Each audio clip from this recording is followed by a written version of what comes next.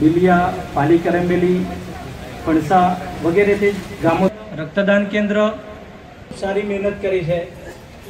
સર્વે મહાનુભાવોનો હૃદયપૂર્વકનો આભાર.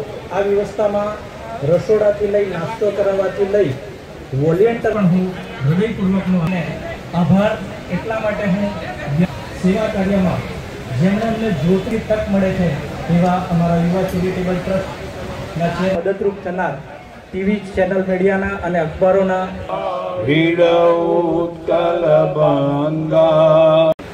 મારા પરમ પૂજ્ય પિતાશ્રી કે જેઓએ ઉમરગામ તાલુકા માટે ખૂબ કામ કર્યું છે, સરીગામ માટે ખૂબ કામ કર્યું છે, એવા સ્વર્ગીય કમલાશંકર રાય જેની 22મી પુણ્યતિથિ નિમિત્તે યુવા શક્તિ ચેરિટેબલ ટ્રસ્ટ સરીગામ દ્વારા મહારક્તદાન શિબિરનું આયોજન કરવામાં આવ્યું છે.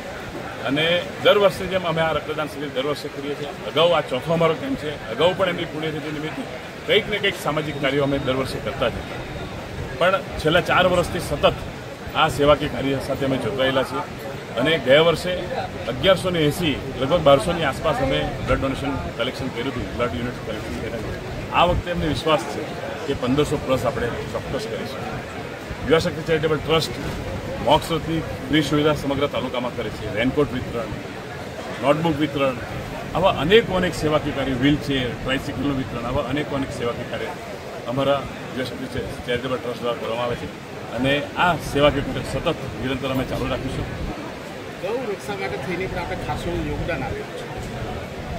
ગૌ માતા તો આપણા હિન્દુ ધર્મની અંદર આપણે કહીએ કે સમગ્ર વિશ્વ માટે પણ કહીએ તો ખોટું નથી. ગૌ માતા ન હોય તો આપણને દૂધ ન મળે.